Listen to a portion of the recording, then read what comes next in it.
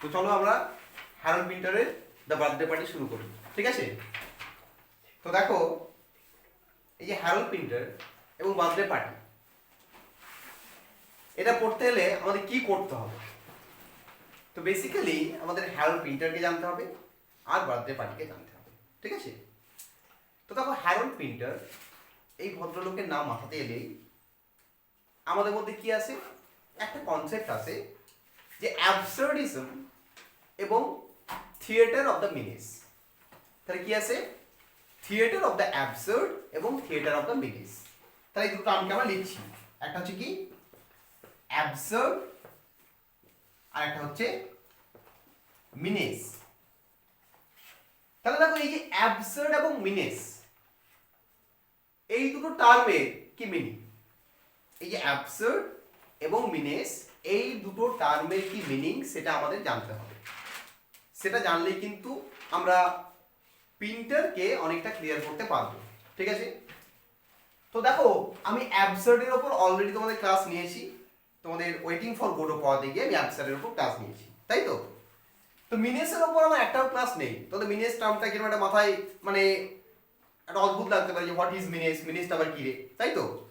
তো আমরা যেহেতু অ্যাবসার্ডের উপর ক্লাস নিয়েছি, তাও আমি অ্যাবসার্ডটা ছোট কথা একটুখানি বলে দিচ্ছি যে অ্যাবসার্ড কি, হোয়াট ইজ অ্যাবসার্ড। দেখো, absurd is something which displace the struggling condition of human beings in their life. তার মানে কি? এই যে আমাদের এই আর্থে, এই যে আমরা আর্থে এক্সিস্ট করছি, এই এক্সিস্ট করতে হয়ে আমাদের কি করতে হচ্ছে? স্ট্রাগল করতে হচ্ছে। এই যে আমাদের স্ট্রাগলিং কন্ডিশন, এই স্ট্রাগলিং কন্ডিশনটাকে ডিনোট করছে কে? আমাদের অ্যাবসার্ড লিটারেচার। দেখো, স্ট্রাগল করলে আমাদের মধ্যে কি হয়? স্ট্রাগল করলে আমাদের মধ্যে একটা রেসিং চলে আসে, রেস চলে আসে। সেই রেসে দৌড়াতে দৌড়াতে আলটিমেটলি আমাদের মধ্যে একটা এলিয়েনেশন তৈরি হয়। কেন এলিয়েনেশন তৈরি হয়? ভালো করে বুঝে দেখো। তুমি যখন ব্যস্ততায় দিন কাটাবে, স্ট্রাগল ফর এক্সিস্টেন্স করবে, তোমাকে যখন স্ট্রাগল করতে হবে, তোমার বেঁচে থাকার জন্য যখন স্ট্রাগল করতে হবে, তখন তোমাকে ব্যস্ততায় দিন কাটাতে হবে। তাহলে ব্যস্ততায় যখন দিন কাটাবে, তখন কি হবে? তোমার ফ্রেন্ডস, ফ্যামিলি বা রিলেটিভস বা রিলেশনস, সেইগুলোকে তুমি টাইম দিতে পারবে না। তোমাকে নিজেকে স্ট্রাগল করতে হবে। সেখান থেকে তোমার মধ্যে কিন্তু অটোমেটিক্যালি একটা এলিয়েনেশন বা একাকিত্ব আসবে। তাহলে এই যে অ্যাবসার্ডিটি, এই যে আমাদের ক্রুয়েলটি অফ এক্সিস্টেন্স, মানে আমাদের বেঁচে থাকার জন্য, এক্সিস্টেন্সের জন্য যে ক্রুয়েলটি, এই যে এক্সিস্টেন্সের যে স্ট্রাগল, সেখানে যে ক্রুয়েলটি তৈরি হচ্ছে, সেই জিনিসটাকে কিন্তু ফুটিয়ে তোলে আমাদের অ্যাবসার্ডিজম বা অ্যাবসার্ডিটি, ঠিক আছে? এবং মিনেসিং কি? দেখো, এই যে থিয়েটার অফ মিনেস, এই টার্মটাকে আমরা একটু ডেসক্রাইব করি, জেনে নিই এই টার্মটা কখন এলো বা এই টার্মটার মিনিং কি, এটা আমরা জেনে নিই। তাহলে আমাদের পিন্টার পড়তে অনেকটা সুবিধা হবে। তাহলে এই যে মিনেস, এই মিনেস হচ্ছে অ্যাসোসিয়েটেড তিনজন প্লেরাইটের সাথে। এই থিয়েটার অফ দ্য মিনেস, এই টার্মটা অ্যাসোসিয়েটেড তিনজন বিখ্যাত প্লেরাইটের সাথে। কে কে তারা? আমাদের এক নম্বরে হচ্ছে ডেভিড ক্যাম্পটন। ডেভিড ক্যাম্পটন এক নম্বর ব্যক্তি, যার সাথে এই মিনেস টার্মটা অ্যাসোসিয়েটেড। দু নম্বর হচ্ছে আমাদের নিগেল ডেনিস, এনার সাথেও অ্যাসোসিয়েটেড কোন টার্মটা? আমাদের এই মিনেস টার্মটা। আর তিন নম্বর হচ্ছে আমাদের হ্যারল্ড পিন্টার। এই তিনজনের সাথে আমাদের খুব বিখ্যাতভাবে এই মিনেস টার্মটা অ্যাসোসিয়েটেড। এনারা তিনজন ছাড়া আরেকজন আছেন যার সাথেও মিনেস টার্মটা অ্যাসোসিয়েটেড। তিনি কে? তার নাম হচ্ছে এনএফ সিম্পসন।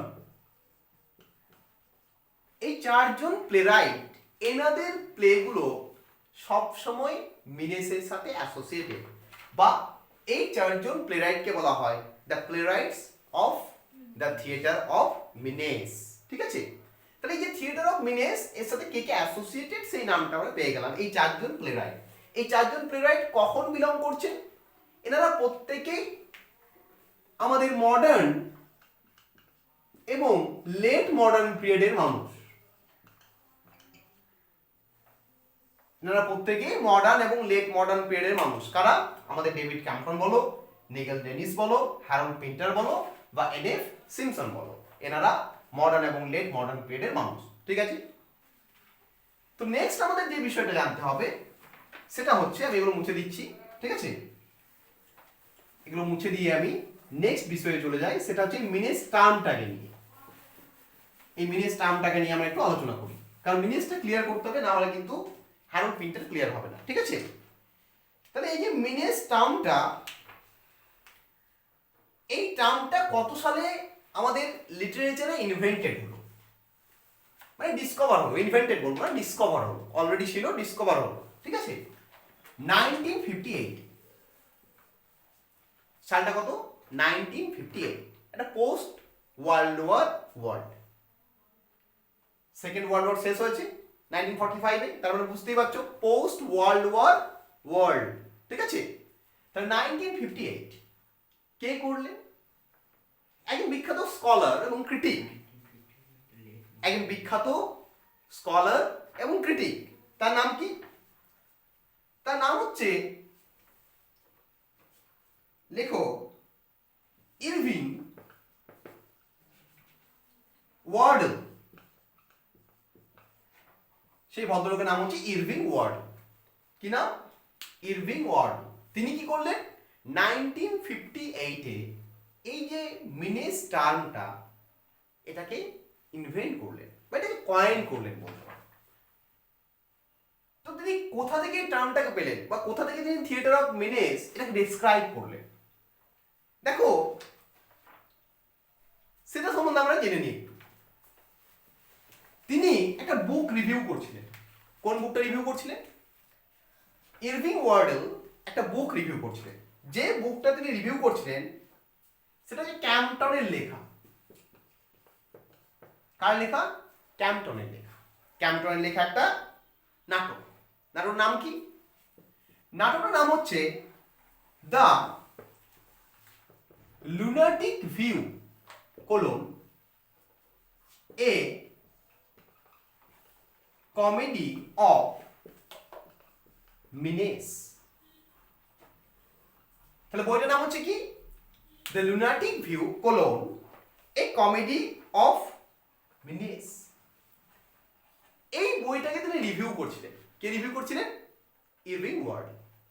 ঠিক আছে, 1958 এই ক্যাম্পটনের এই lunatic view a comedy of menace, এই নাটকটি থেকে তিনি কিন্তু মিনেস টার্মটিকে ডিসকভার করেছেন। কে করেছেন? আমাদের ওয়ার্ড। তাহলে ওয়ার্ডেন যখন মিনেস টার্মটাকে ডিসকভার করলেন, সেই জিনিসটা আমরা পেয়ে গেলাম। তো তিনি মিনেস টার্মটাকে কি বললেন, যে হোয়াট ইজ মিনেস? মিনেস টার্মটাকে তো ডিসকভার হয়ে গেল, বাট হোয়াট ইজ মিনেস কিন্তু সেটা আমরা এখনো পর্যন্ত জানতে পারিনি। যে মিনেসটা জানতে পেরেছি কি? জানতে পারিনি। তাহলে হোয়াট ইজ মিনেস সেটাকে আমাদের এই ইরভিং কিভাবে ডিসক্রাইব করছে? আমি খুব, উনি অনেক বড় একটা বক্তৃতা দিয়েছেন মিনেস সম্পর্কে বলতে গিয়ে, আমি খুব সহজ ভাষায় মিনেসটাকে তোমাদের বলি। মিনেস কি? Menace is like comedy of manners. Menace is like comedy of manners. ঠিক আছে, theatre of menace is like comedy of manners. তোমরা কমেডি অফ ম্যানার্সের নাম শুনেছো সবাই? তাহলে আমি লিখি কমেডি অফ ম্যানার্সের কথা। তা দেখো,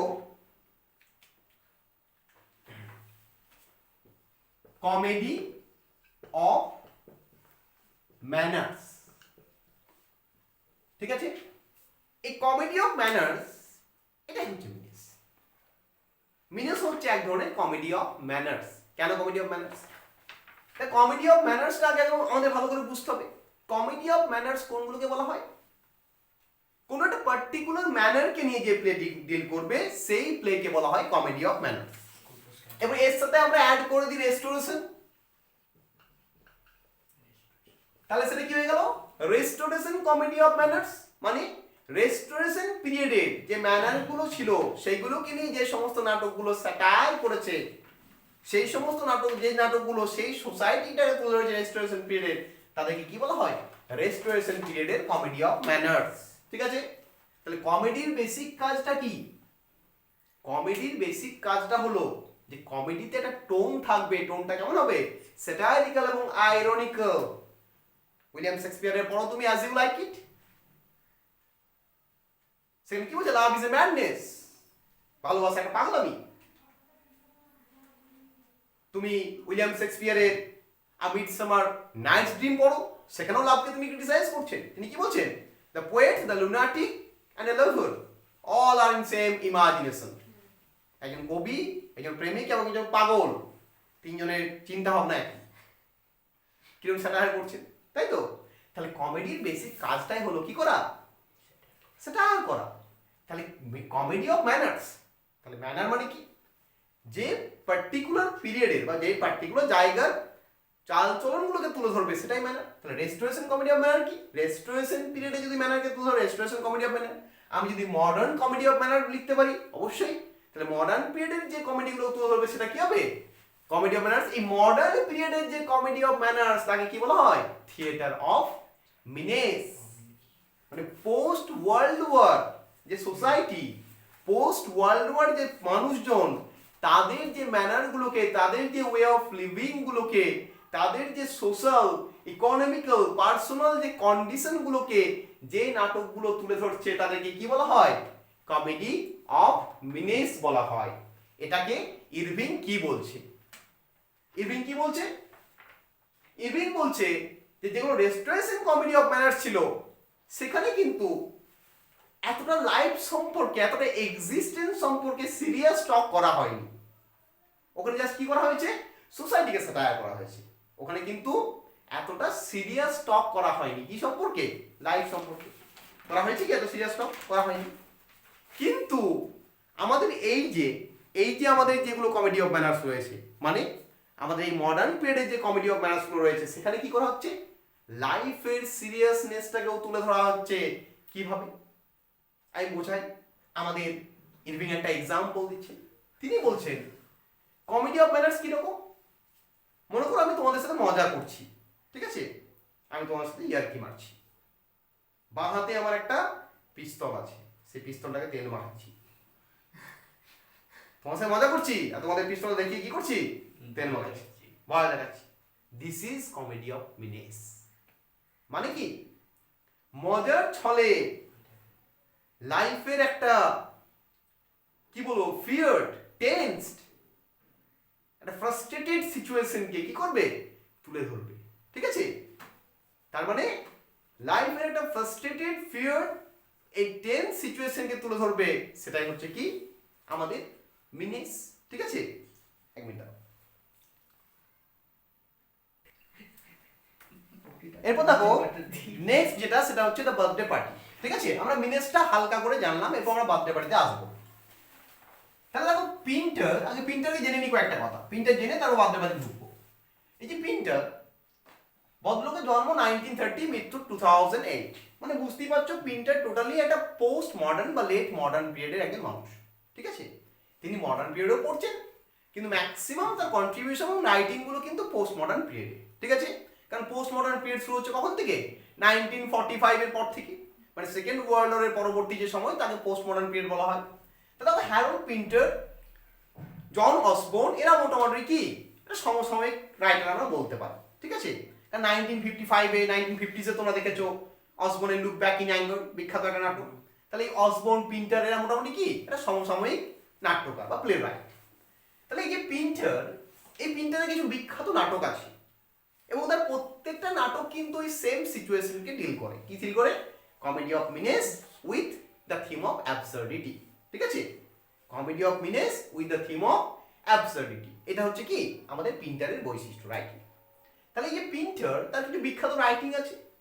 তো সেই বিখ্যাত কিছু রাইটিং, সেগুলো আমরা জেনে নিই। কেন জানবো? এগুলো যখন আমরা টেক্সটটা পড়বো হ্যারল্ড প্রিন্টারের বার্থডে পার্টি, তখন দেখবে এই রাইটিংগুলো কাজে লাগবে।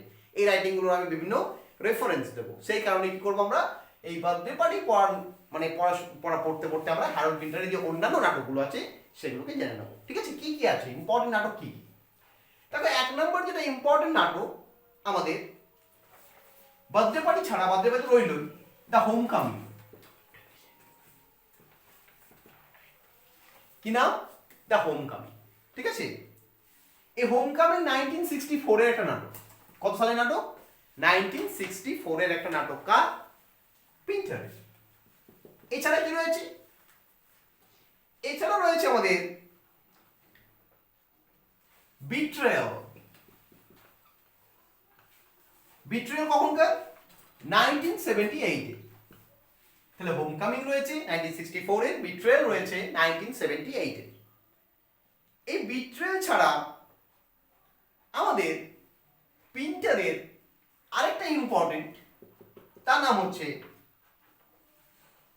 লেখো, দ্য ফ্রেঞ্চ লেফটেন্যান্টস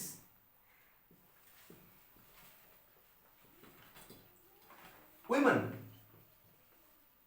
এটা একটা ইম্পর্টেন্ট। কখনকার এটা? 1981 এ।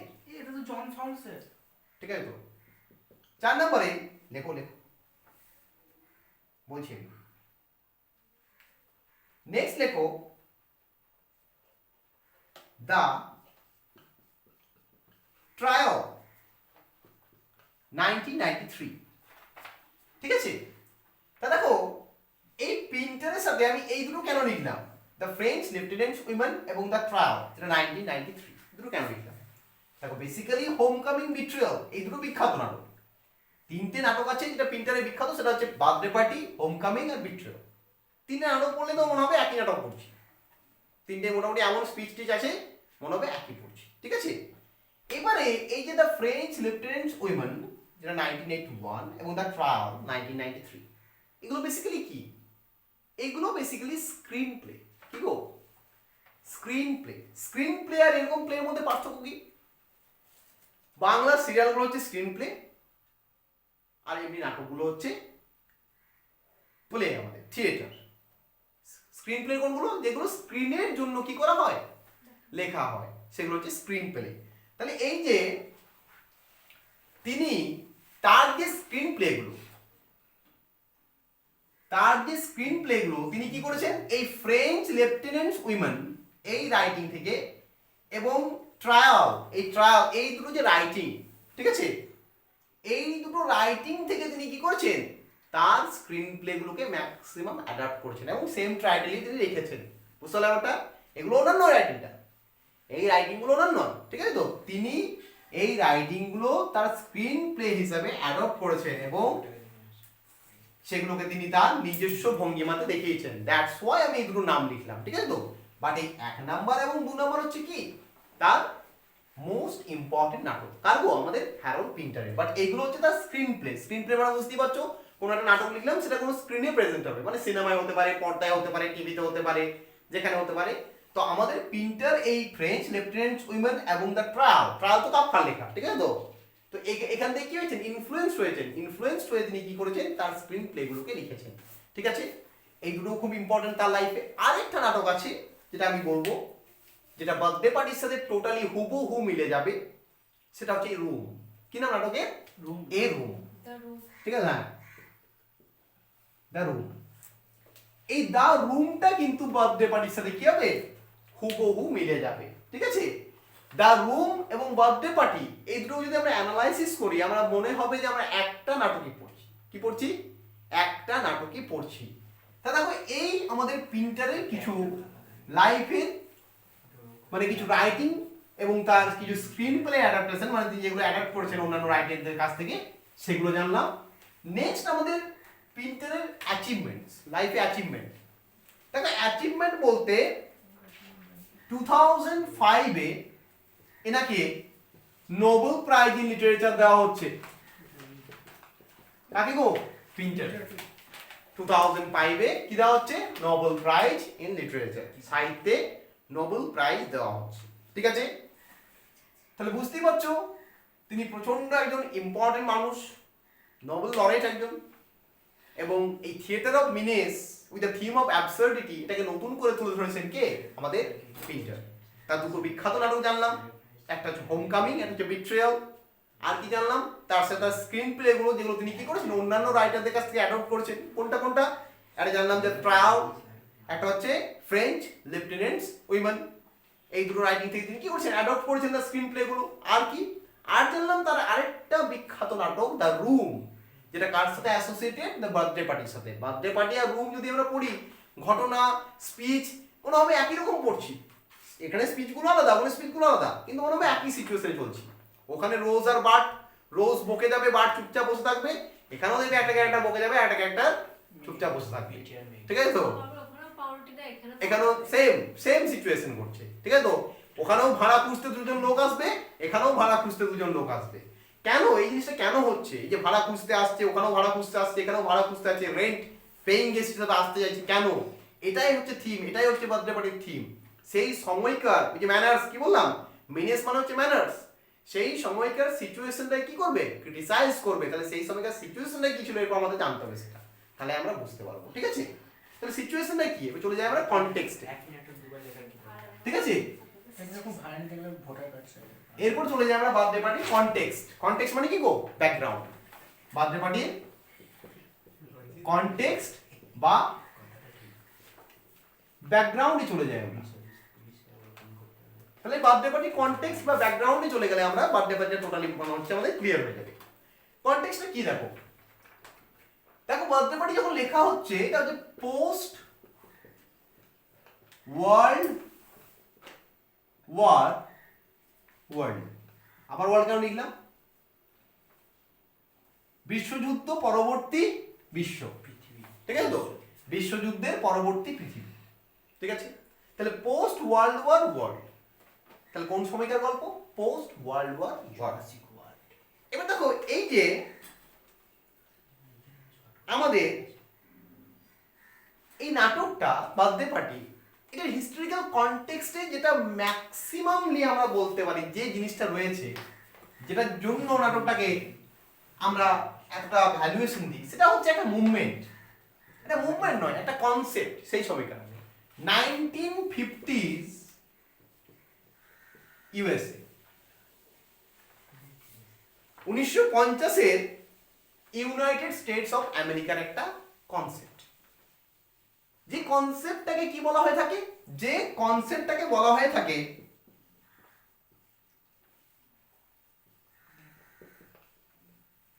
ম্যাককার্থিজম। কি বলা থাকে? ম্যাককার্থিজম। What is McCarthyism? দেখো আমাদের জোসেফ ম্যাককার্থি, ওটার নাম কি? Joseph McCarthy. এই ম্যাককার্থিজম, এই ম্যাককার্থির নাম থেকে কিন্তু ম্যাককার্থিজমটা এসেছে। ঠিক আছে তো? এই জোসেফ ম্যাককার্থি ইনি কে? আমেরিকান যে রিপাবলিকান গভর্নমেন্ট আছে তার একজন সিনেটর। সিনেটর মানে আমাদের এখানে যেমন এমপি হয়, মেম্বার অফ পার্লামেন্ট, ইন্ডিয়াতে যেমন হয়, আমেরিকার এমপিদের কি বলা হয়? সিনেটর বলা হয়। সিনেট হাউস, ওদের হাউসটাকে সিনেট হাউস বলা হয়। আমাদের পার্লামেন্ট হাউস, ওদের কি হাউস বলা হয়? Senate house. That's why senator. তাহলে জোসেফ ম্যাককার্থি একজন সিনেটর ইউএসএ। তিনি সেই সময় আমেরিকার মানুষদের মধ্যে একটা ফিয়ার ঢুকিয়ে দিলেন। কি ঢুকিয়ে দিলেন? ভয় ঢুকিয়ে দিলেন। কি ভয় ঢুকিয়ে দিলেন? যে আমেরিকার মধ্যে কমিউনিজম বাড়তে শুরু করেছে। কমিউনিজম মানে কি গো? মার্কসিস্ট পার্টিদের আনাগোনা বাড়তে শুরু করেছে। রাশিয়া মার্কসিজম আমরা বরাবরই জানি, রাশিয়াতে কমিউনিজম আছে, চায়নাতে কমিউনিজম আছে। ঠিক আছে? তাহলে কি হচ্ছে? আমেরিকাতে, ইউনাইটেড স্টেটস অফ আমেরিকাতে, ইউএসএ তে কমিউনিজম বাড়তে শুরু করেছে। চাইনিজ এবং রাশিয়ান গভর্নমেন্টের ইনফ্লুয়েন্স আমেরিকার উপর বাড়তে শুরু করেছে। এর ফলে একটা থার্ড ওয়ার্ল্ড ওয়ার হতে পারে এবং সেখানে আমেরিকা তার যে অস্তিত্ব, তার যে এক্সিস্টেন্স, সেটা কি করবে? হারিয়ে ফেলবে। ঠিক আছে? সেই সময়কার একটা বিলিফ কে ঢুকিয়ে দিলেন? আমাদের জোসেফ ম্যাককার্থি। বুঝলে? সেই সময়কার মানুষদের মধ্যে। তো এই যে ফিয়ার এবং এই যে বিলিফটা, এই বিলিফটার উপর বেস করেই কিন্তু আমাদের হ্যারল্ড পিন্টারের দ্য বার্থডে পার্টি, তোমরা যখন নাটকটা পড়বে তোমরাও দেখবে যে এখানে যখন ওই ভাড়াটিয়া আসছে, ওই ভাড়াটিয়া সিম্বলাইজেস কি? ওই কমিউনিজম কমিউনিজমের ইনফ্লুয়েন্সটা। আর যারা মালিক, যারা ঘরে অলরেডি আছে, তারা কি গো? তারা সিম্বলাইজ করছে ইউএস এর পিপল, সেই সময়কার সিচুয়েশন পিপল। তাহলে দেখো এই থিমটাকে, এই ম্যানারটাকে, সেই সময়কার ম্যানারটাকে, সেই সময়কার সিচুয়েশনটাকে স্যাটার করছেন কে? পিন্টার। কিসের মাধ্যমে? কিসের মাধ্যমে স্যাটার করছে? তিনি স্যাটার করছেন আমাদের এই বার্থডে পার্টির মাধ্যমে। এবার আমি একটু রুমে চলে যাই, রুমে গিয়ে বার্থডে পার্টিটা বোঝাই, ঠিক আছে তো? রুমে দেখবে, রুম নাটকে কি হচ্ছে, বেশি ক্যারেক্টার নেই। একটা হাজবেন্ড, একটা ওয়াইফ, হাজবেন্ডের নাম যত সময় রোজ, সরি হাজবেন্ডের নাম বার্ট আর ওয়াইফের নাম রোজ। তাহলে হাজবেন্ড ওয়াইফ রয়েছে, আর কে রয়েছে? আর একজন ব্লাইন্ড নিগ্রো রয়েছে, আর বাড়ির মালিক টালিক রয়েছে, আর কেউ নেই। তো ওখানেও দেখবে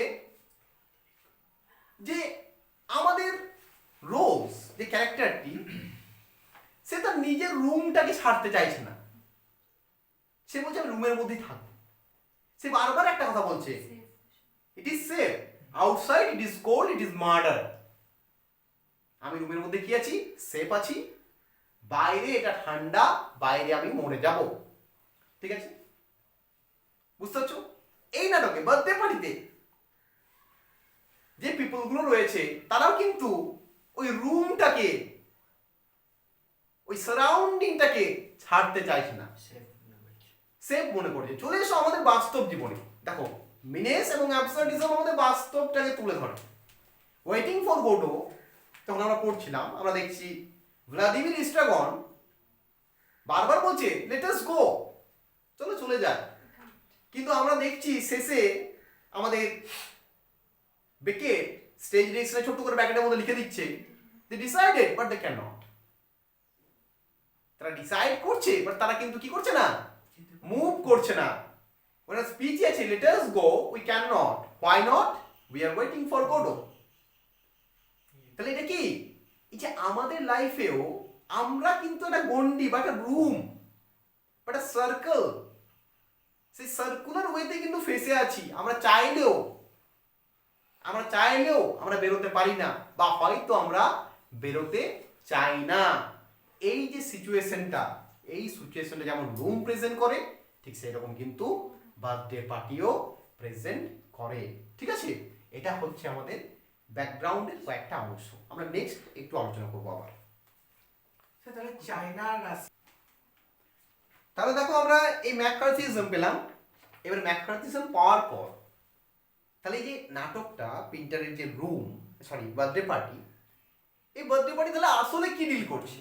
ম্যাককার্থিজম তো এটা রইলো, তো এটা কনটেক্সটে রইলো, বাট এই যে নাটকটা এখানে পিন্টার কি বোঝাতে চাইছেন, কোন সিচুয়েশনে তুলে ধরতে চাইছেন, তাহলে আমি সেটা এক কথায় লিখছি, তারপর সেটাকে আমরা এক্সপ্লেন করছি। কি বোঝাতে চাইছেন? দা deterioration of an individual in isolation। তাহলে পিন্টার কি বলতে চাইছে?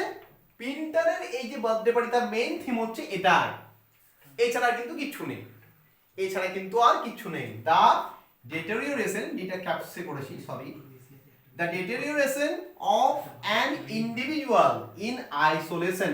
এই তিনটে টার্মের যদি মিনিং জানো তাহলেই কিন্তু ক্লিয়ার হয়ে যাবে। প্রথম টার্ম কি আছে? ডিটোরিয়েশন মানে কি? ডিটোরিয়েশন মানে কি? মানে হচ্ছে অ্যালুফ হয়ে যাওয়া, সেক্লুড, লোনলি। না, ডিটোরিয়েশন মানে হচ্ছে পতন হচ্ছে আস্তে হ্যাঁ, ডে বাই ডে ওর্স হয়ে যাওয়া। ও ডিটোরিয়েশন মানে হচ্ছে কি গো? ডে বাই ডে ওর্স হয়ে যাওয়া, খারাপ হয়ে যাওয়া। ঠিক আছে, গ্র্যাজুয়ালি বিকাম ওর্স মানে ডে বাই ডে খারাপ হয়ে যাওয়া। ইন্ডিভিজুয়াল মানে কি? একজন সিঙ্গেল পার্সন, সিঙ্গেল পারসন। ঠিক আছে। আইসোলেশন মানে এলিয়েনেশন, একাকিত্ব। তাহলে পিন্টার তার বার্থডে পার্টিতে কি দেখাচ্ছে, একটা ইন্ডিভিজুয়াল পার্সন যে আইসোলেশনে রয়েছে, যে একাকিত্বে রয়েছে, সে ডে বাই ডে তার সিচুয়েশনটা কি হয়ে যাচ্ছে, কিভাবে ওর্স হয়ে যাচ্ছে, খারাপ হয়ে যাচ্ছে, সেটাকে তুলে ধরছে কি বার্থডে পার্টি। তোমরা রুম দেখো, আমি আবার প্রিন্টের রুমে যাচ্ছি, বারবার যখন আমি বার্থডে পার্টি পড়াবো, যতবার পড়াবো আমি রুমের সাথে কিন্তু কম্পেয়ার কন্ট্রাস্ট করব। রুমে কি হচ্ছে, রোজের সিচুয়েশন, যত নাটক প্রসিড করছে, রোজ যত নিজেকে সেফ রাখার চেষ্টা করছে রুমের মধ্যে, রোজের সিচুয়েশন কিন্তু তত বেশি কি হয়ে যাচ্ছে, ওর্স হয়ে যাচ্ছে, ঠিক আছে। এরপর এটা আমাদের বাস্তব জীবনের সাথে তুলনা করি। বাস্তব জীবনে দেখো আমরাও এই যে ক্রুয়েলটি অফ এক্সিস্টেন্স, যেটা আমি অ্যাবসার্ডিজম পড়াতে গিয়ে বলেছি, কারণ আমি প্রথমেই বলেছি যে comedy of menace with the theme of absurdity, সেটা রয়েছে কি সে বার্থডে পার্টিতে। তা দেখো অ্যাবসার্ডিজম বোঝাতে গিয়ে আমি তোমাদের বলেছি যে অ্যাবসার্ডিজম কি দেখানো হচ্ছে, ক্রুয়েলটি অফ এক্সিস্টেন্স। তাহলে এক্সিস্টেন্সে দৌড়াতে গেলে আমাদের কি হতে হবে, আইসোলেটেড হতে হবে, এলিয়েনেটেড হতে হবে, নইলে তুমি দৌড়াতে পারবে না। তুমি তো ফ্যামিলি ট্যামিলি সব কিছু নিয়ে তুমি থাকতে চাও সব সময়, বন্ধু বান্ধব সবাইকে টাইম দিতে চাও, তাহলে তুমি কি করতে পারবে না, তোমার কাজে ফোকাস করতে পারবে না। আবার যদি কাজে ফোকাস করতে যাও তখন কি হবে না, এই জিনিসগুলোকে ফোকাস করতে পারবে না, তখন তুমি অলরেডি একটা ডিটাচমেন্ট তৈরি হবে, ঠিক আছে, যে কোনো একটা করতে হবে। তাহলে এই যে আইসোলেশনে যখন আমরা থাকি, এলিয়েশনে থাকি, এই যে এক্সিস্টেন্সের জন্য আমাদের এলিয়েশন বা আইসোলেশন, সেটা কিন্তু কি করে আমাদের একজন ইন্ডিভিজুয়ালকে ডে বাই ডে কিন্তু ডেটোরিয়েট করে, ধ্বংস করে, ওর্স করে, আমাদের সিচুয়েশনটা কি করে, খারাপ করে। তাহলে বার্থডে পার্টি কিন্তু এই মেন জিনিসটাকে কি করছে, দেখাচ্ছে, ঠিক আছে। এটা আমাদের বার্থডে পার্টির কি বেসিক যে থিম সেটা। নেক্সট আমাদের যেটা জানতে হবে বার্থডে পার্টি সম্পর্কে,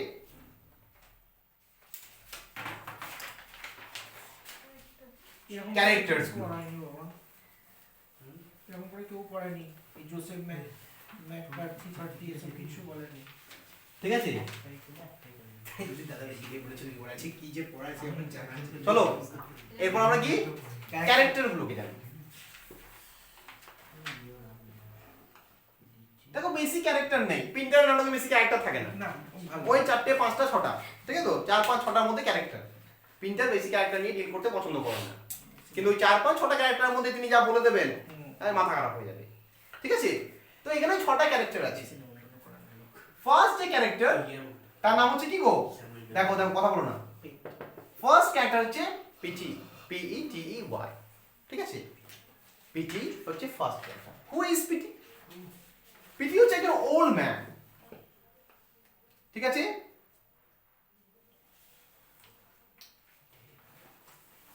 ওল্ড ম্যান একজন, এর বয়স কত, 60 ইয়ার্স, ঠিক আছে। তাহলে পিটি হচ্ছে একজন ওল্ড ম্যান অফ 60 ইয়ার্স, 60 বছরের একটা বুড়ো মানুষ। কে গো, আমাদের পিটি। এই যে পিটি, সে হচ্ছে মালিক। সে কোথাকার মালিক, ওই যে বোর্ডিং হাউসটা, যে বোর্ডিং হাউসটাতে নাটকটা শুরু হচ্ছে, নাটকের সেটিং এ কি আছে, বোর্ডিং হাউস। আমরা সেটিংটা নিয়ে পরে ডিসকাস করব, কারণ সেটিংটা খুব সিগনিফাই, ঠিক আছে তো। আমরা ক্যারেক্টারগুলো জেনে তারপর আমরা কি করব, সেটিংটা ডিসকাস করব। নাটকের যে সেটিং এ যে বোর্ডিং হাউসটা রয়েছে, সেই বোর্ডিং হাউসের ওনার হচ্ছে কে, আমাদের পিটি। তাহলে কি লিখবো আমরা, owner of the boarding house, ঠিক আছে। ওই বোর্ডিং হাউসের ওনার কে, ওনার আমাদের পিটি, ঠিক আছে। এই যে পিটি, তাহলে পিটি সম্পর্কে আমি জানলাম একজন ওল্ড ম্যান 60 ইয়ার্স ওল্ড, সে হচ্ছে owner of the boarding house. কোন বোর্ডিং হাউসে, যে বোর্ডিং হাউসে ক্যারেক্টারটা আমাদের নাটকটা শুরু হচ্ছে, ঠিক আছে। সেটিং আমাদের সেকেন্ড ক্যারেক্টার জানি আমরা, মুছে দিয়ে এটা। সেকেন্ড ক্যারেক্টারের নাম হচ্ছে আমাদের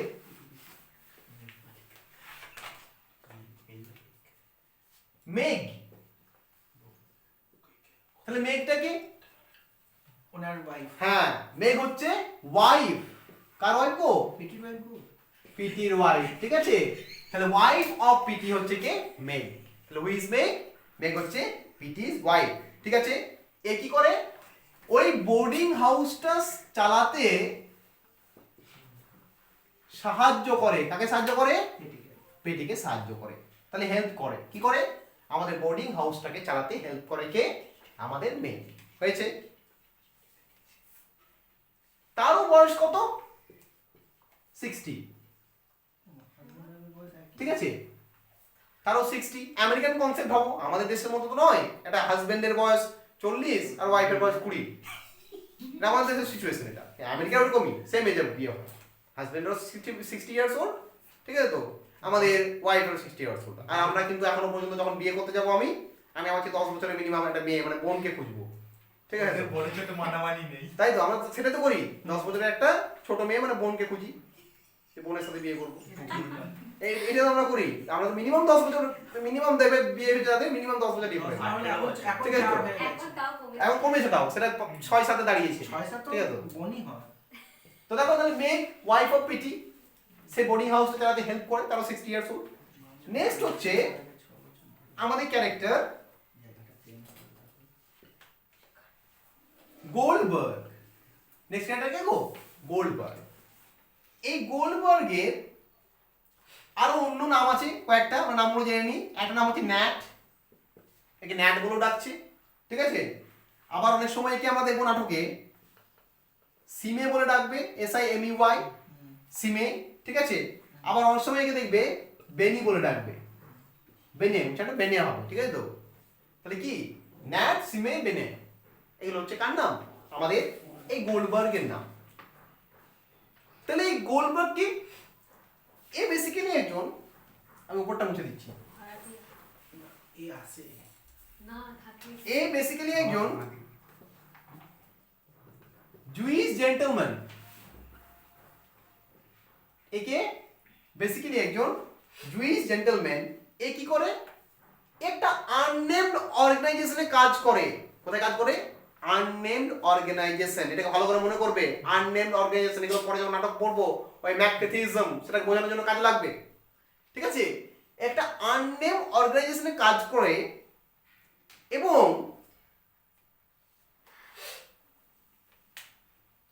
এই আননেম অর্গানাইজেশনে কাজ করার জন্য সে কি করছে?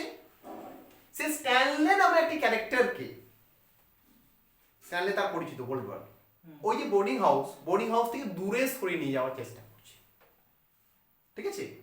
বোর্ডিং হাউস থেকে দূরে সরিয়ে নেওয়ার চেষ্টা করছে কে? আমাদের গোল্ডবার্গ। কেন দূরে সরিয়ে নেওয়ার চেষ্টা করছে? ব্যাপারটা কি, মানেটা কি? দেখো, যখন ম্যাককেথিজম এলো তখন ম্যাক্সিমাম মানুষ কি চাইবে? যে দেশ থেকে এই ইনফ্লুয়েন্সটা সরে যাক, বুঝতে পারছো তো? দেশ থেকে ইনফ্লুয়েন্সটা সরে যাক। তাহলে এখানেও ওই যে স্ট্যানলিকে সরিয়ে নিয়ে যাওয়ার ব্যাপারটা, ওখান থেকে কি ইনফ্লুয়েন্সটাকে হাঁটিয়ে দেওয়ার ব্যাপারটাকে প্রেজেন্ট করছে, বুঝতে পারছো তো? যখন কোনো একটা ইনফ্লুয়েন্স আসবে, মনে করো ইউএসএ তে ম্যাককেথিজম কি বললাম যে রাশিয়ান ইনফ্লুয়েন্স, রাশিয়া, তাহলে ইউএসএ এর মানুষজন কি চাইবে? সরে যাক। তাহলে আমাদের গোল্ডবার্গ কি চাইছে? গোল্ডবার্গ স্ট্যানলিকে সরিয়ে নিয়ে যাচ্ছে বোর্ডিং হাউস থেকে। কি সিম্বলাইজ করছে এটা? যে ইনফ্লুয়েন্সটা, ওই যে ইনফ্লুয়েন্সটা যেটা চলছে সেটা সরে যাক, একদম। নেক্সট দেখো, গোল্ডবার্গ হয়ে গেল আমাদের। নেক্সট ক্যারেক্টার, 4 নাম্বার ক্যারেক্টার, তার নাম হচ্ছে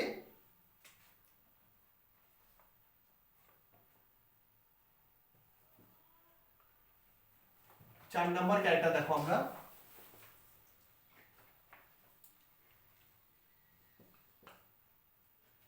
ম্যাকক্যান,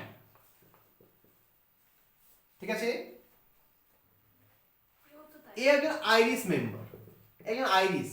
এও ওই আননেমড অর্গানাইজেশনের আন্ডারে কাজ করে, ঠিক আছে? এরও কাজ হচ্ছে কি কাজ? স্ট্যানলিকে ওই বাড়ি থেকে, বোর্ডিং হাউস থেকে কি করা? দূরে সরিয়ে নিয়ে যাওয়া। এও কিন্তু সেই কাজটা করছে, ঠিক আছে? এই ম্যাকক্যান একজন আইরিশ, আর আগে ছিল গোল্ডবার্গ একজন জুইস, ঠিক আছে? এদের বেসিক কাজটা কি? স্ট্যানলিকে বোর্ডিং হাউস থেকে দূরে কোথাও নিয়ে যাওয়া, যেন স্ট্যানলি বোর্ডিং হাউসে থাকতে না পারে, ঠিক আছে? নেক্সট ক্যারেক্টার ম্যাকক্যান হয়ে গেল। নেক্সট ক্যারেক্টার হচ্ছে আমাদের লুলু। নেক্সট ক্যারেক্টার কে গো? লুলু। এই লুলু কাজ কি? এই লুলু হচ্ছে একজন ইয়াং উইমেন। এ কত বয়স? 20 বছর বয়স,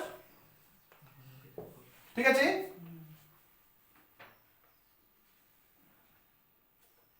এ হচ্ছে একজন ভিজিটর। কোথায় ভিজিটর?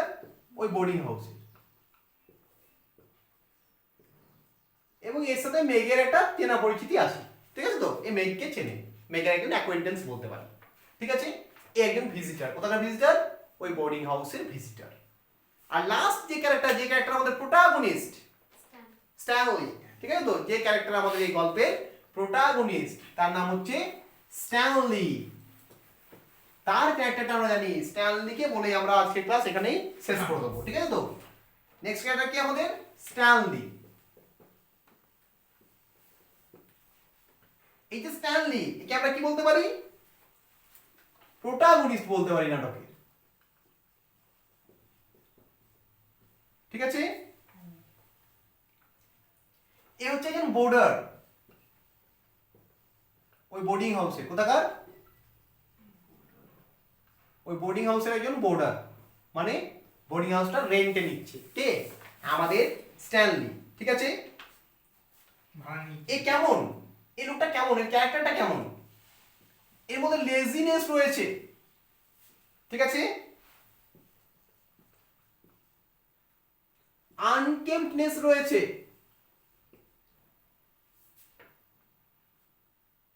আর ক্রুয়েলটি রয়েছে, ঠিক আছে? বলছি অলসতা, অপরিচ্ছন্নতা এবং হিংস্রতা। যে অলস হবে সে অলরেডি কি হবে গো? অপরিচ্ছন্ন হবে। তা তো পরিষ্কার করতে ভালো লাগবে না বলি, তাই না? আর সে কেমন হবে? সে ক্রুয়েল হবে। তার রাগ ধরে যাবে একটু, তার কিছু কেউ বললেই, এই কাজ করো, তখন লেগে যায়, কেন কাজ করবো আমি? এটা নিয়ম। এটা কার নিয়ম? একটা অলস মানুষের নিয়ম। তাহলে এর ক্যারেক্টারগুলো এগুলো রয়েছে কি? লেজিনেস, আনকেম্পনেস, ক্রুয়েলটি, ঠিক আছে? তাহলে বুঝতে পারছো? এবার ভেবে ভেবে দেখো, এই যে নাটকের থিমটা আমি দুটো দিকে আলোচনা করছি। একটা হচ্ছে deterioration of an individual day by day in alienation, এটা একটা থিম। একটা হচ্ছে কি? ম্যাককার্থিজম, ঠিক আছে? তো একটা এটা থিম, একটা ওটা থিম, আমরা দুটোকে আলোচনা করছি।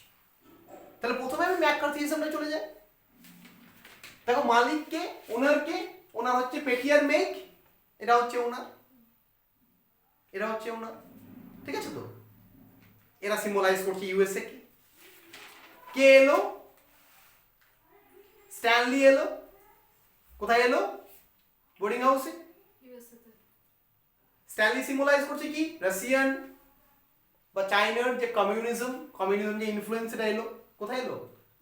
ইউএসএ। আসেনি, হয়তো আসেনি, স্ট্যানলি হয়তো ভারত খারাপ কোনো উদ্দেশ্য নিয়ে আসেনি, বাট সেই সময়কার মানুষদের যে চিন্তা ভাবনা, সেখানে Stanley is a bad person. Stanley is a Russian fellow, বা Stanley is a follower of communism, that's why he is a bad person. তাকে মানে ফাটিয়ে দেওয়ার চেষ্টা করছে কে গো? ম্যাককেন গোল্ডবার্গ। ম্যাককেন নামটা দেখো, ম্যাককার্থি খানিকটা মিলছে না? ম্যাককেন নামটা দেখো, ম্যাককার্থি শোনাচ্ছে না খানিকটা, ঠিক আছে? এটার থিম। নেক্সট থিম হচ্ছে একজন মানুষের ডিটোরিয়েশন, এলিয়েনেশন থাকতে থাকতে তার যে ডিটোরিয়েশন, ঠিক আছে? সেটাকে আমি কিভাবে প্রেজেন্ট করব? দেখো, এখানে যে প্রত্যেকটা ক্যারেক্টার, পেটি বলো, মেঘ বলো, আমাদের স্ট্যানলি বলো, এই তিনটে মেন ক্যারেক্টার, পেটি, মেঘ, স্ট্যানলি। পেটি লাইফ কি? সকাল থেকে উঠে রাত অব্দি রান্না করা। মেঘের লাইফ কি? ঠিক আছে? তো সেম, ওই বোর্ডিং হাউসটাকে দেখা। পেটি আর মেঘের লাইফ হচ্ছে সকাল থেকে রাত অব্দি বোর্ডিং হাউসটাকে নিয়ে কাটানো, তাই না? এলিয়েটের মনে করে দেখো, hollow man, this is the way the world ends, this is the way the world ends, this is the way the world ends, not with a bang but with whimper. তার মানে কি? পৃথিবী এইভাবে একঘেয়েমিতে ঝিমিয়ে ঝিমিয়ে ঝিমিয়ে ঝিমিয়ে কি হবে? দুম করে ফুটে যাবে না, বাট হুইম্পার, আস্তে আস্তে আস্তে আস্তে কি হবে? পৃথিবী কিন্তু একদিন ফুটে যাবে, তাই তো? এটাই হচ্ছে কি? এটাই হচ্ছে আমাদের মানে বৈশিষ্ট্য। তাই না? আমাদের লাইফে তা দেখো বেটি আর আমাদের কি মেক এদের লাইফ সেম। তাহলে এই সেম লাইফ লিড করতে করতে দে আর ফ্রাস্ট্রেটেড, দে আর এলিয়েনেটেড। ঠিক সেম স্ট্যানলি লাইফটা দেখো, স্ট্যানলি বোর্ডিং হাউসে কি করছে? লেজিনেস, আনকেম্পনেস, অ্যাংরি, ওই সেম লাইফ। লেজি তুমি থাকো, লেজি থাকো, বাট লেজি থাকতে তোমার লাইফটা তো লেজিনেসে, যত লেজি থাকবে ততদিন ডে বাই ডে তুমি আরো বেশি লেজি হয়ে যাবে, আরো বেশি রেস্ট নিতে ইচ্ছা করবে, আরো বেশি তুমি কোন দিকে যাবে? ডেটোরিয়েশনের দিকে যাবে, ধ্বংসের দিকে যাবে। ঠিক আছে? তাহলে এই জিনিসটাকে প্রেজেন্ট করছে কে? আমাদের স্ট্যানলি। তাহলে প্রত্যেকটা হিউম্যান বিংয়ের ডেটোরিয়েশন সেটাকেও প্রেজেন্ট করছে। তাহলে বেসিক্যালি আজকের ক্লাস আমি এখানে শেষ করছি। ঠিক আছে? যদি কিছু প্রবলেম থাকে অবশ্যই জিজ্ঞেস করবে, আর প্রবলেম না থাকলে সেটাও জানাবে। তো চলো, টাটা।